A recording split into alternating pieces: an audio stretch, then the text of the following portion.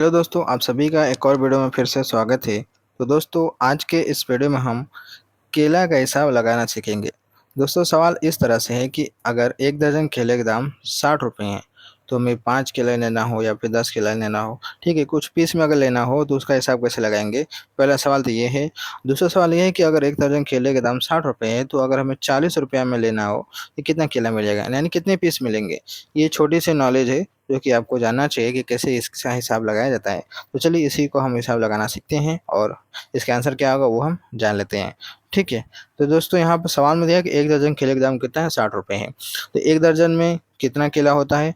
तो दोस्तों, एक दर्जन में होते हैं टोटल 12 पीस। तो यहाँ पर यानी कि 12 केले का दाम कितना होगा, 60 रुपये होगा। अब आपको निकालना कितने का है, 5 केले का दाम निकालना है।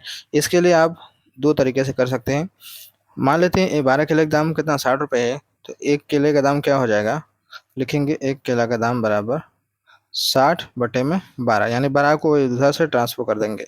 तो 12 से भाग देंगे तो क्या हो जाएगा, 12×5 = 60, यानी कि 5 रुपये। एक केले का दाम हो जाएगा 5 रुपया। अब आपको लेना है 5 केला, लिखेंगे यहाँ पर 5 केला का दाम बराबर 5 × 5 कर देंगे तो टोटल हो जाएगा 5×5 = 25 रुपये। यानी कि आपको पूरे 5 केले के दाम 25 रुपये देना पड़ेगा।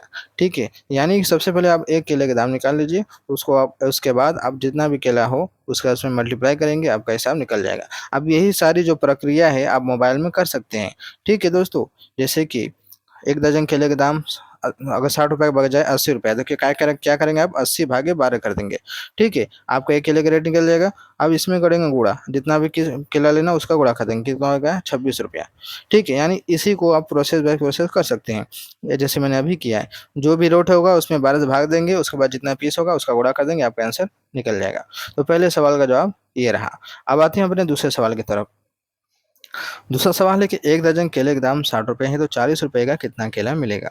ठीक है, चलिए इस सवाल को भी हल कर लेते हैं। एक दर्जन मतलब 12 केला, जिसका रेट कितना है, 60 रुपये है।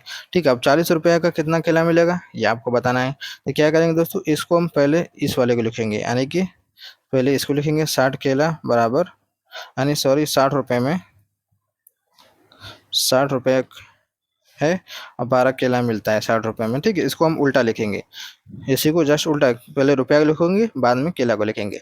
अब इसको करेंगे क्या, हम 1 रुपये में कितना केला मिलेगा वो हम करेंगे, यानी 12/60 कर देंगे, यानी 60 को बराबर इधर भेजेंगे तो 12/60 हो जाएगा।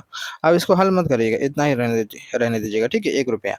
अब आपको 40 रुपये का निकालना है ना, तो लिखेंगे 40 रुपया बराबर 40 गुणे 1 रुपये में जितना मिलता है वो उसका इसमें गुणा करेंगे इस तरीके से, तो आपको केला का पीस निकल जाएगा। ठीक है। यानी 40 × 12/60। अब इसको हल करेंगे, देखिए 1 0 से 1 0 खत्म, 6×2 = 12 कट गया, 4 × 2 है तो 4×2 = 8, यानी कि हो जाएगा आपका 8 केला मिलेगा। 40 रुपये में कितना मिलेगा, 8 केला मिलेगा। ठीक है। आप इसी इसी सवाल को आप मोबाइल के जरिए से भी कर सकते हैं, कैलकुलेटर में। चलो उसको भी हम प्रोसेस करते हैं। पहले देखिए यहाँ पर कितने रुपए का लेना है वो यहाँ पर आपको लिख लेना है। ठीक है।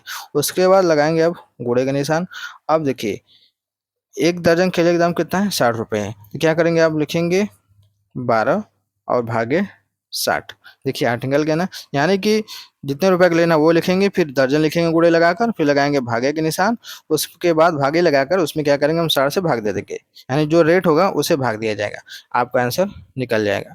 सबसे पहले जितने रुपए का लेना वो लिख लीजिए, फिर एक दर्जन में जितने केले होते हैं वो लिख लीजिए, यानी एक दर्जन में 12 होते हैं तो फिक्स है।